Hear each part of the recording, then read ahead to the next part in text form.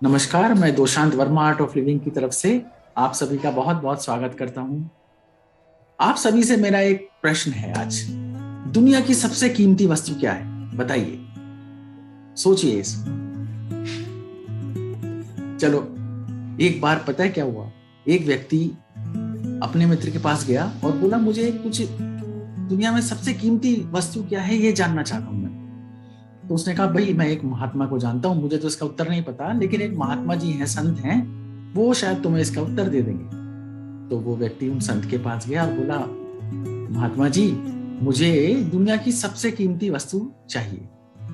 तो बोले, ठीक है, मैं तुम्हें बताऊंगा, लेकिन उसके लिए तुम्हें पहले मेरी सेवा करनी पड़ेगी। यहीं पर ही रुकना पड़ेगा, यहीं पर ही खाना पड़ेगा और पूरे आश्रम की आपको सेवा करनी पड़ेगी। वो व्यक्ति बोला, अरे यार ठीक है, कीमती वस्तु मिल रही है, कोई बात नहीं, कर लेते हैं ये।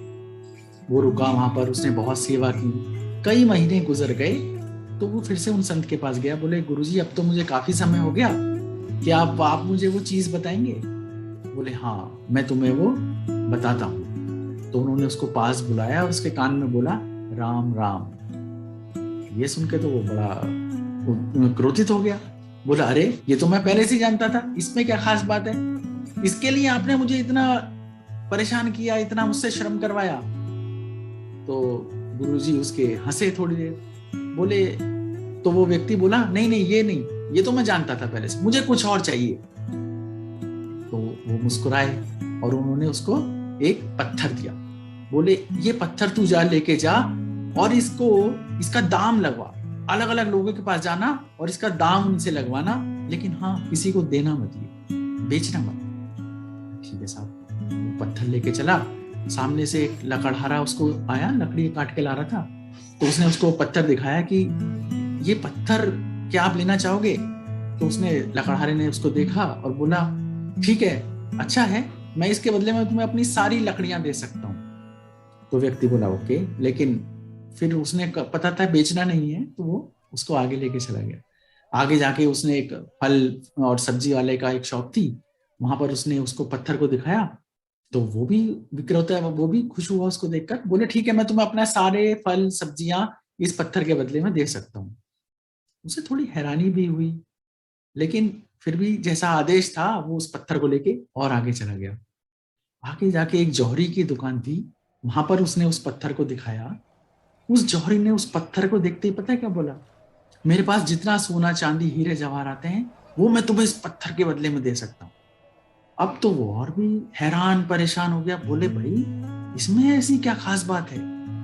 खैर, वो उस पत्थर को लेकर वापस गुरु के पास पहुंचा और उसने उनको सारी बातें बताई कि ऐसे ऐसे अलग अलग लोगों ने इसकी अलग अलग कीमत लगाई। तो उसके गुरु ने कहा, हाँ, जो जागा हुआ है वही इसका मोल समझ सकता है। पता है क्या हुआ था? उन गुरु ने अपनी सारी साधना की, अध्यात्म की शक्ति उस पत्थर के अंदर डाल दी। तो जिसका जितना लेवल था, जो जिस लेवल तक जागा हुआ था, उसने उसी के हिसाब से उस पत्थर का मूल लगाया।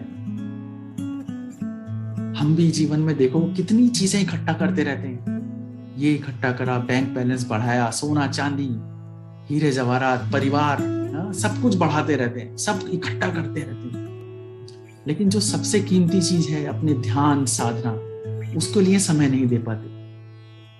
सबसे कीमती तो वही है, और जो जागा हुआ है वो उसका मोल समझता है। इसलिए वो जानता है कि अपना क्वालिटी टाइम किस चीज के लिए देना है। जो बचा कुछ समय दे देंगे, भाई देखेंगे समय मिला दिन में तो मेडिटेशन कर लेंगे, वरना कोई इतना इंपॉर्टेंट थोड़ी है, कल कर लेंगे, और कल भी नहीं हो पाएगा तो परसों कर लेंगे। इतने वर्ष, इतने दिन लगातार बीतते चले गए, हमने ध्यान साधना को समय नहीं दिया। उसको चाहे क्या चाहिए, हमारा क्वालिटी टाइम। तब रिटर्न में क्या मिलेगा? क्वालिटी ना, वो चीज मिलेगी जो सबसे कीमती है। तो जुड़े रहिए हमारे साथ इस चैनल पर, हम मिलते रहेंगे आगे भी और वीडियोस के साथ। मैं दोशांत वर्मा अभी आपसे विदा लेता हूं। नमस्कार।